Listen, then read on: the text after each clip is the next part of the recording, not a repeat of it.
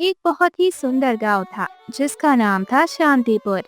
इस गांव में काफी सारे लोग रहते थे और गांव के चारों ओर काफी हरियाली थी, जिसका फायदा वहां के लोगों को पहुंचता था।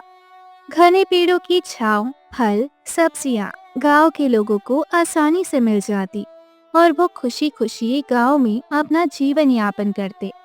ऐसे ही एक दिन कमला अपनी सहेली निर्मला के साथ अमरूद लेने जंगल जाती है। निर्मला, ये तो बड़ी ही अजीब बात है। पिछले साल तो इस पेड़ के अमरूद लाल थे। मतलब जब से हम अमरूद तोड़ रहे हैं, इस पेड़ के अमरूद रसीले और लाल रंग के ही होते हैं। लेकिन आज इनका रंग सफेद कैसे हो गया? कैसे हो सकता है? ये तो बहुत ही अजीब बात है। एक पेड़ जो हमेशा से लाल अमरूद ही देता है, वो अचानक से सफेद अमरूद कैसे दे सकता है? मुझे तो कुछ समझ नहीं आ रहा। कमला, हमें ये बात गांव वालों को बतानी चाहिए। हाँ निर्मला, हम एक काम करते हैं, हम राधे श्याम बाबा के पास चलते हैं। अब हमें वही बता सकते हैं कि आखिर इस पेड़ का रहस्य क्या है। कमला निर्मला दोनों राधेश्याम बाबा के पास जाती है और उनसे अमरूद के पेड़ पर अमरूदों के सफेद होने की बात बताती है। राधेश्याम बाबा भी उनकी बात सुनकर चौंक जाते हैं और फिर वो कमला और निर्मला से कहते हैं। कमला, निर्मला, अगर ये बात सच है तो तैयार हो जाओ। गांव पर कोई संकट आने वाला है। मुझे याद है ऐसा पहले तब हुआ था जब गांव पर एक गहरा संकट आया था। आज से 20 साल पहले यही घटना हुई थी। आम के पेड़ों पर आम उस समय आए जब आम आने का कोई मौसम नहीं होता, और उसके बाद जो हुआ कोई सोच भी नहीं सकता था। उसके बाद क्या हुआ था बाबा? हाँ बाबा, उसके बाद क्या हुआ था? उसके बाद जो हुआ वो मैं तुम लोगों को नहीं बता सकता, लेकिन तुम लोग ये ध्यान रखो कि अभी ये बात किसी और को पता न चले, क्योंकि अगर ये बात किसी को भी पता चली तो शायद अच्छा नहीं होगा। बाबा, हम ये बात किसी को भी नहीं बताएंगे, लेकिन कोई और भी तो होगा ना जो अमरूदों को तोड़ने जाएगा, और शायद जो हमने महसूस किया है वो भी यही महसूस करे। बाबा, तब की तब देखी जाएगी। लेकिन बाबा, कैसे पता चलेगा कि क्या करना है? लाल किताब ही है जो हमें ये बताएगी कि आखिर इस विपदा से कैसे निपटा जाए। लाल किताब? ये कौन सी किताब है बाबा? उस लाल किताब में इस गांव के सारे राज दफन है। लेकिन लेकिन क्या बाबा? हाँ बाबा, लेकिन क्या? वो किताब उस किताब तक पहुंचने के लिए हमें बहुत सारी चुनौतियों को पार करना होगा। लाल अमरूदों का सफेद होना इस बात का सबूत है कि हमारे पास समय बहुत कम बचा है। अगर हमने जल्द ही उसका उपाय नहीं ढूंढा तो गांव के लिए भारी खतरा हो सकता है। तो बाबा, अब हम क्या करें? तुम दोनों अभी घर जाओ और किसी को भी इस राज के बारे में बताना मत। मैं जल्दी इसके बारे में कुछ सोचता हूँ। लेकिन बाबा। मैंने कहा है ना, तुम दोनों घर जाओ। निर्मला और कमला अपने घर के लिए निकल जाती हैं और राधे श्याम बाबा किताब तक पहुंचने के रास्ते खोजने लगते हैं। तभी निर्मला और कमला देखती हैं कि गांव के लोग आपस में बातें कर रहे हैं। अरे चंद्र, मैं कल जंगल गया था। मैंने वहां कुछ पक्षियों को मरा हुआ देखा। हाँ नरेश, मुझे भी कुछ दिन से कुछ ठीक नहीं लग रहा जंगल में। मैं भी कल लकड़ियां काटने गया तो एक अजीब सा सन्नाटा था।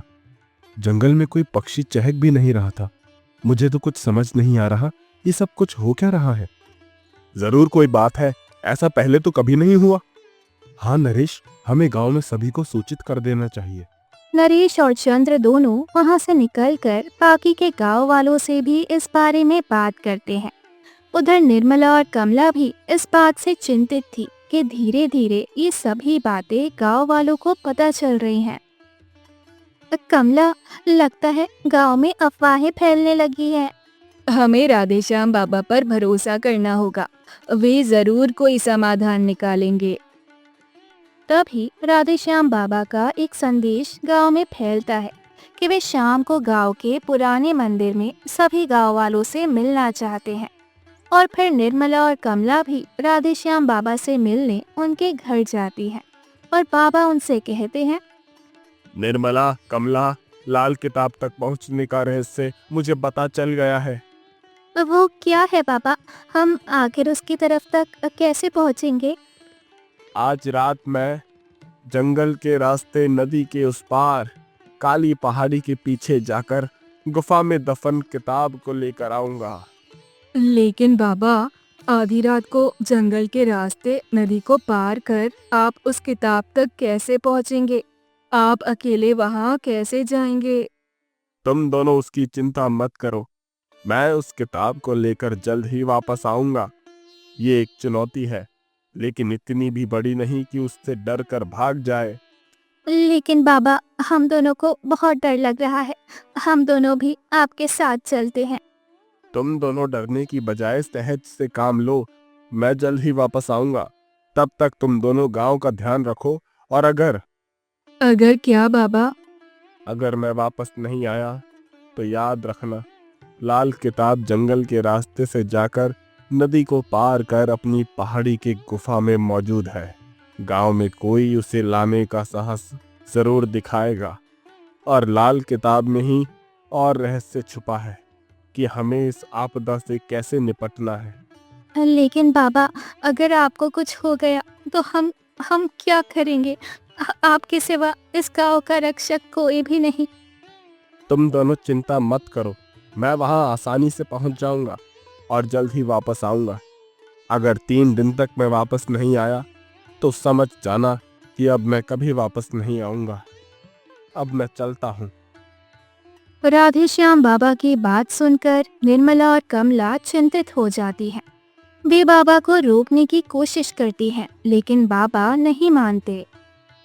अब बाबा, कृपया आप अकेले मत जाइए, हमें आपके साथ चलने दीजिए। हाँ बाबा, हमें डर लग रहा है। नहीं, तुम दोनों यहीं रहो, मैं जल्द ही वापस आऊंगा। तुम दोनों गांव का ध्यान रखो। राधेश्याम बाबा के जाने के बाद निर्मला और कमला बहुत चिंतित हो जाती हैं। वे बाबा की वापसी का इंतजार करती हैं। कमला, अगर बाबा 3 दिन तक वापस नहीं आए तो हम क्या करेंगे? हमें खुद ही लाल किताब को ढूंढना होगा, लेकिन ये बहुत खतरनाक होगा।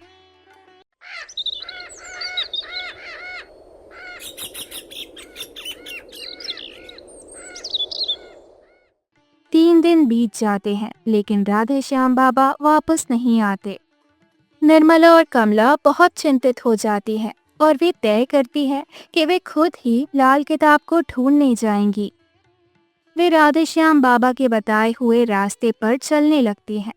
जंगल का रास्ता बहुत ही खतरनाक था, लेकिन वे दोनों हिम्मत करके आगे बढ़ती हैं। कमला, मुझे बहुत डर लग रहा है। अगर हमें कुछ हो गया तो? नहीं निर्मला, हमें बाबा के लिए ये करना होगा। हम उन्हें निराश नहीं कर सकते। वे दोनों नदी को पार करती है और काली पहाड़ी के पीछे की गुफा में पहुंचती है। गांव के अंदर बहुत अंधेरा था, लेकिन वे दोनों आगे बढ़ती हैं। तभी उन्हें एक पुरानी किताब दिखाई देती है। देखो कमला, ये लाल किताब है। हाँ निर्मला, ये वही किताब है जिसकी बात बाबा ने कही थी। वे दोनों लाल किताब को खोलती हैं और उसमें लिखे हुए रहस्यों को पढ़ने लगती हैं। किताब में लिखा था कि गांव पर आने वाले संकट से कैसे निपटना है। निर्मला और कमला ने लाल किताब में लिखे हुए रहस्यों को पढ़ा और उन्हें पता चला कि गांव पर आने वाले संकट से कैसे निपटना है। उस किताब में लिखा था कि उन्हें एक विशेष पूजा करनी है, और उन दिनों में उन्होंने किताब के अनुसार एक विशेष पूजा करने का फैसला किया। कमला, हमें इस पूजा को करना ही होगा ताकि हम गांव को बचा सके। हाँ निर्मला, हमें बाबा की बात माननी होगी और इस पूजा को करना होगा। वे दोनों गांव वापस आती हैं और सभी गांव वालों को इकट्ठा करके उन्हें लाल किताब और राधेश्याम बाबा के कभी ना लौटने के बारे में बताती है। दोनों की बात सुनकर सभी लोग रोने लगते हैं और उदास हो जाते हैं कि उनके गांव का रक्षक राधेश्याम बाबा अब हमेशा हमेशा के लिए उनसे दूर चले गए हैं। बाबा को कभी कुछ नहीं हो सकता। मुझे बाबा पर पूरा भरोसा है। जरूर वो कुछ योजना बना रहे होंगे। हाँ, राधे श्याम बाबा इस गांव को और हम सभी को छोड़कर कभी नहीं जा सकते। लेकिन ये अच्छा हुआ निर्मला और कमला कि तुम दोनों इस किताब तक पहुंचकर उसे लेकर आ गई। लेकिन एक बात मेरी समझ में नहीं आ रही। क्या बात? जिस किताब को लेने के लिए बाबा निकले थे वो वहां कहीं गायब हो गए। लेकिन तुम दोनों इतनी आसानी से वापस कैसे आ गई? चंद्र, शायद हम दोनों के साथ बाबा का आशीर्वाद था। हमें रास्ते में कोई भी कठिनाई नहीं हुई। हाँ चंद्र, जरूर बाबा का आशीर्वाद है जो कमला निर्मला सही सलामत वापस आ गई। अब हमें किताब के अनुसार ही चलना चाहिए ताकि गांव पर आने वाला संकट जल्द से जल्द टल जाए। लेकिन एक समस्या है। कमला, निर्मला, अब क्या समस्या है? समस्या ये है कि पूजा जंगल में नदी के किनारे पर होगी और इस पूजा में सभी गांव वालों को शामिल होना अनिवार्य है और उसका हम सभी को निर्जला व्रत रखना होगा। गांव में जितने भी सदस्य हैं सभी को, छोटे बच्चों से लेकर पूरे इंसान तक, अगर किसी ने अन्न का एक दाना और पानी भी ग्रहण किया तो हमारी ये पूजा अधूरी रह जाएगी। इसीलिए हमें गांव के हर बच्चे और हर बूढ़े इंसान पर नजर रखनी होगी कि कोई भी अन्न या जल ग्रहण ना करे। इस पूजा को सफल बनाने के लिए हम हर संभव कोशिश करेंगे। हम सभी गांव वालों को सूचित कर देते हैं। गांव के बच्चे बच्चे को हम इस बारे में बताते हैं कि उन्हें उस दिन पानी नहीं पीना है। पूजा खत्म होने तक उन्हें कुछ नहीं खाना है। सभी ये बातें कर ही रहे थे कि तभी अचानक हरिया दौड़ते हुए आता है। वाह, जंगल में पैरों की टहनियों से खून आ रहा है। नरेश, निर्मला, चंद्र, हमारे पास समय बहुत कम बचा है। हमें सभी गांव वालों को सूचित करना होगा और जल्द से जल्द पूजा के लिए निकलना होगा। बाबा ने कहा था कि वक्त ज्यादा नहीं है। अगर उस वक्त से पहले हमने पूजा नहीं की तो सब खत्म हो जाएगा। कमला की बात सुनकर सभी गांव वाले जंगल की तरफ दौड़ते हैं और पूजा की तैयारी करने में जुट जाते हैं। सभी गांव वाले जंगल में नदी के किनारे पहुंचते हैं और पूजा की तैयारी करने लगते हैं। वे सभी निर्जला व्रत रखते हैं और पूजा के लिए तैयार होते हैं। कमला, मुझे बहुत डर लग रहा है। अगर हमारी पूजा सफल नहीं हुई तो? नहीं निर्मला, हमें बाबा की बात पर भरोसा करना होगा। हमारी पूजा जरूर सफल होगी। सभी गांव वाले मिलकर पूजा करते हैं और अपनी प्रार्थनाएं करते हैं। पूजा के दौरान वातावरण में एक अजीब सी ऊर्जा महसूस होती है। तभी अचानक नदी का पानी उफनने लगता है और एक बड़ी लफ तरंग उठती है। सभी गांव वाले डर जाते हैं, लेकिन वे अपनी पूजा जारी रखते हैं। नदी का पानी उफनने के बावजूद पूजा सफल होती है और एक अजीब सी रोशनी दिखाई देती है। देखो कमला, हमारी पूजा सफल हो गई। हाँ निर्मला, अब गांव पर आने वाला संकट टल जाएगा।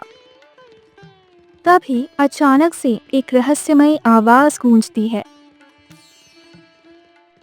संकट अभी टला नहीं। इस संकट को टालने के लिए बहुत सारी चुनौतियां पार करनी होंगी। ये तो बस पहला पड़ाव है।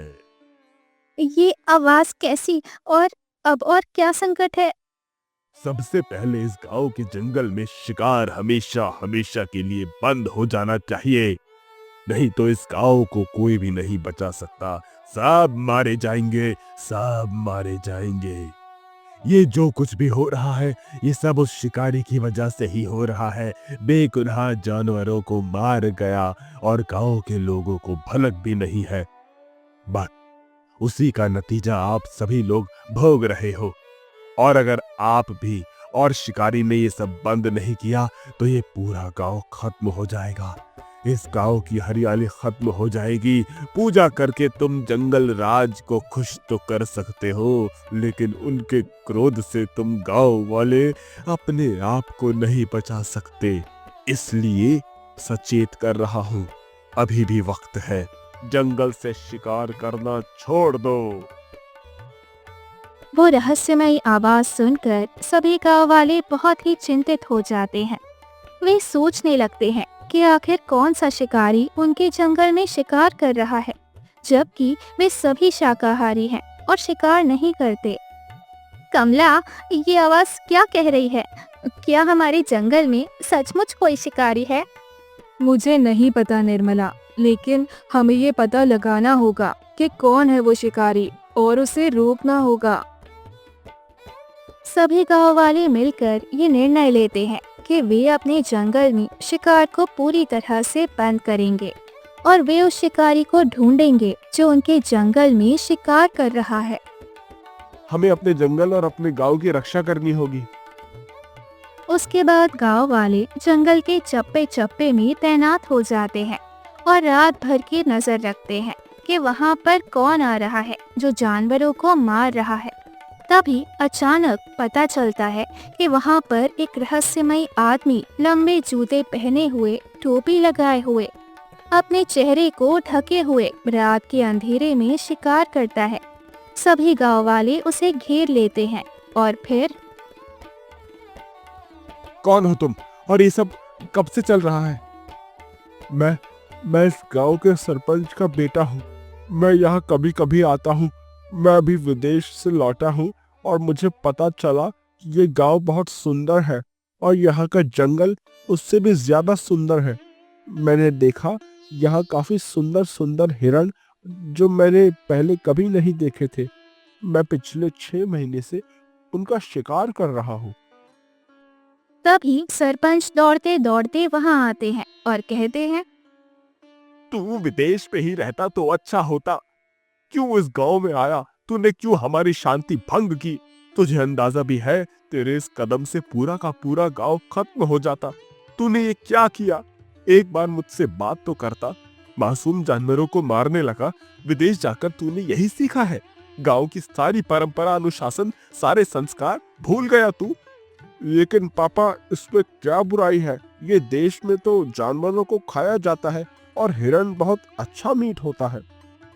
तू मेरी नजरों से दूर हो जा, उससे पहले कि मैं तुझे।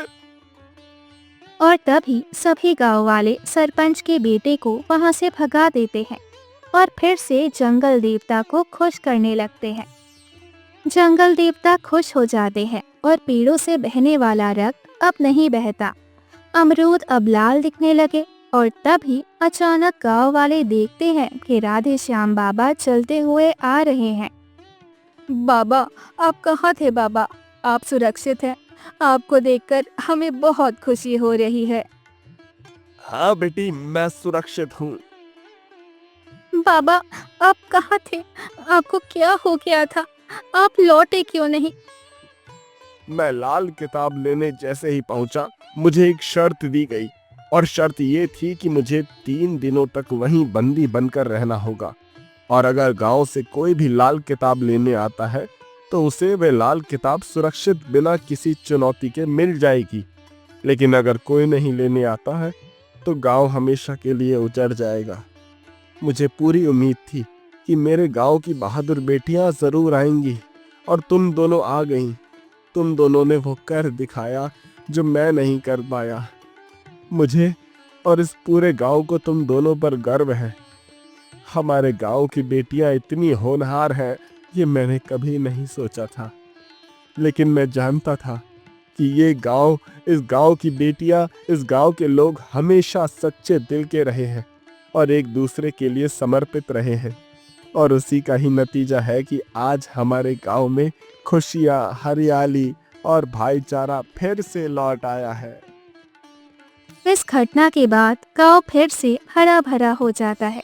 गांव फिर से जाना जाता है उसकी सुंदरता, उसके फूल, उसके फलों के लिए, जैसा किसी दूसरे गांव में कभी नहीं देखा गया।